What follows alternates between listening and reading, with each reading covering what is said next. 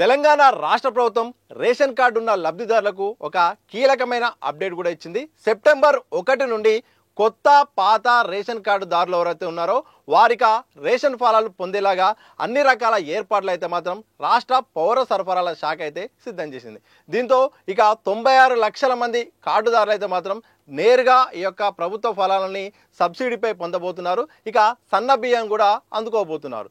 ఇక లెక్కలోకి వెళ్తే మాత్రం ఈసారి సుమారు 4 లక్షల వరకు అయితే మాత్రం రాష్ట్ర ప్రభుత్వం కొత్త రేషన్ కార్డులను కూడా అందజేసింది.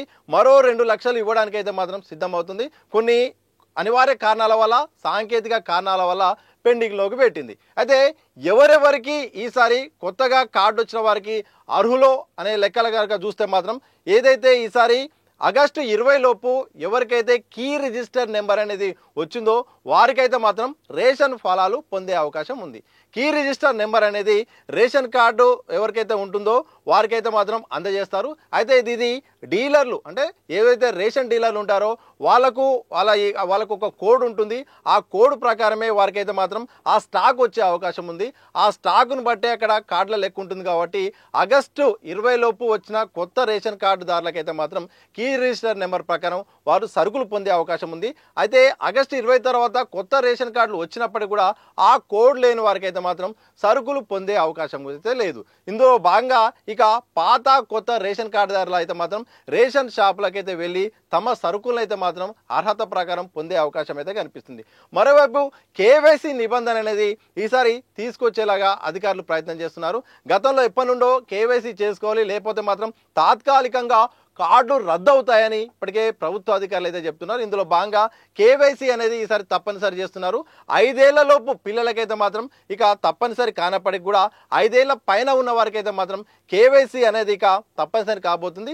అది రేషన్ షాపుల్లోనే ఇటు కేవైసీ చేసుకునే అవకాశం ఉంది. కాబట్టి డీలర్లే వాళ్ళే కేవైసీ చేసి అనంతరం కూడా సరుకుల పంపిణీ చేసే అవకాశం అయితే కనిపిస్తుంది. కానీ ఇప్పటికిప్పుడు చాలా మంది లక్షల్లో మంది ఉన్నారు కేవైసీ చేసుకునేవారు. ఒకవైపు రేషన్ డీలర్లు సరుకులు ఇవ్వాలి, మరోవైపు కేవైసీ చేయడం అనేది సాంకేతికంగా చాలా సమస్యలు వచ్చే అవకాశం ఉంది. మరి దీనిలో రాష్ట్ర ప్రభుత్వం కానీ కేంద్ర ప్రభుత్వం కానీ ఈ విషయంలో ఏమైనా పొడిగించే అవకాశం ఉందా లేదా అనేది మాత్రం ఒక క్లారిటీ రావాల్సిన అవసరం అయితే ఉంది.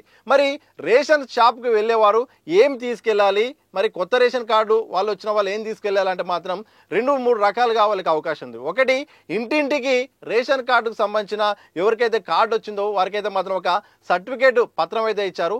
ఆ పత్రం తీసుకొని కూడా రేషన్ కార్డు షాప్కి వెళ్ళి కూడా అదే రేషన్ కార్డు లాగా భావించి రేషన్ షాప్కి వెళ్ళి డీలర్లకు చూపించి సరుకులు పొందే అవకాశం కూడా ఉంటుంది. వారు ఆన్లైన్లో చెక్ చేసిన తర్వాత మీ పైన కీ రిజిస్టర్ నెంబర్ అయితే ఉంటే మాత్రం కుటుంబ సభ్యులు ఎంతమంది ఉంటే అంతమంది ఒక్కొక్కరికి 6 కిలోల చొప్పున బియ్యాన్ని అయితే మాత్రం సన్న బియ్యాన్ని అయితే మాత్రం అందజేయబోతున్నారు.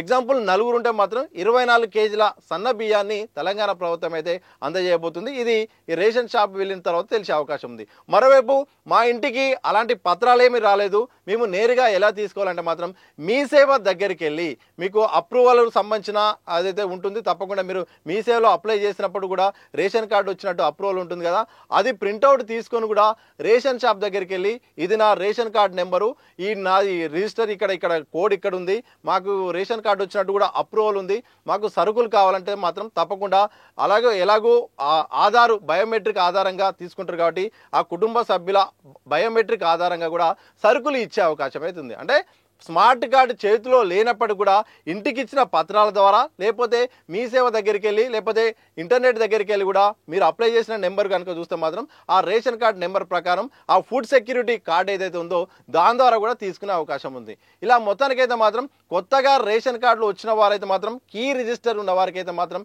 ఈసారి అందజేసే అవకాశం ఉంది. అలాగే కేవైసీ నిబంధన అనేది మాత్రం చాలా మందికి పాత రేషన్ కార్డు ఉన్న వారికి అయితే మాత్రం అడ్డుగా ఉండే అవకాశం అయితే కనిపిస్తూ ఉంది. దానిపై అధికారులు ఏమన్నా దీని విషయంలో ఏమైనా మినహాయింపు ఇస్తారో లేదో తెలుసుకోవాల్సిన అవసరం. ఎందుకంటే ఉన్న పలంగా ఒక్కసారిగా అందరికీ కూడా ఇప్పుడున్న పరిస్థితుల్లో కేవైసీ చేయడం వీలు పడదు. గత 2 నెలలుగా డీలర్లు కూడా షాపులు బంద్ చేస్తున్నారు. ఒక్కసారిగా వాళ్ళు ఇప్పుడు కొత్త పాత వాళ్ళకు సరుకులు ఇవ్వాలి. ఇదే సందర్భంలో కేవైసీ చేయాలంటే మాత్రం వాళ్ళపైన కూడా ఒత్తిడి పడే అవకాశం ఉంది. కాబట్టి పౌర సరఫరాల శాఖ ఏ నిర్ణయం తీసుకుంటుందో తెలియాల్సిన అవసరం ఉంది. ఎట్టకేలకు 3 నెలల తర్వాత మాత్రం ఇక రేషన్ ఫలాలు అయితే మాత్రం అందరూ పొందబోతున్నారు. ఎందుకంటే గతంలో జూన్, జూలై, ఆగస్టు 3 నెలలకు సంబంధించిన రేషన్ పంపిణీ అయితే మాత్రం గతంలోనే చేశారు. వర్షాల కారణంగా అప్పుడున్న వాతావరణ మార్పుల కారణంగా కేంద్ర ప్రభుత్వం అయితే మాత్రం ఒకే నెలలో 3 నెలల పంపిణీ చేపట్టింది. అందులో భాగంగా చివరి 2 నెలలు మాత్రం ఇక ఎలాంటి పంపిణీ చేపట్టలేదు. దీంతో ఇక సెప్టెంబర్ 1 నుండి రేషన్ పంపిణీ అయితే చేయబోతుంది. దీంతో పాటు రేషన్ షాపులు అయితే మాత్రం అన్ని రకాలుగా స్టాక్ కూడా సిద్ధం చేసుకున్నారు. అయితే సర్వర్ సమస్యలు అయితే మాత్రం రేషన్ డీలర్లు అయితే వెంటాడుతుంది. ఒకేసారి అందరూ మిషన్లు ఆన్ చేయడమో ఇతర కారణాలేమో కానీ సర్వర్ అయితే మాత్రం వెంటాడుతుందని తెలుస్తుంది. మరి దీనికి కూడా అధికారులు తక్షణం స్పందిస్తారా, ఏం చేస్తారో తెలియాల్సిన అవసరం ఉంది. ఏదేమైనప్పటికీ 96 లక్షల కార్డులకైతే మాత్రం ఈసారి నేరుగా మేలు జరగబోతుంది.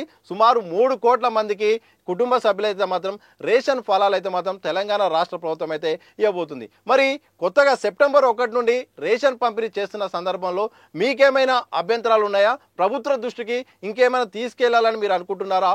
కామెంట్ చేసి చెప్పండి.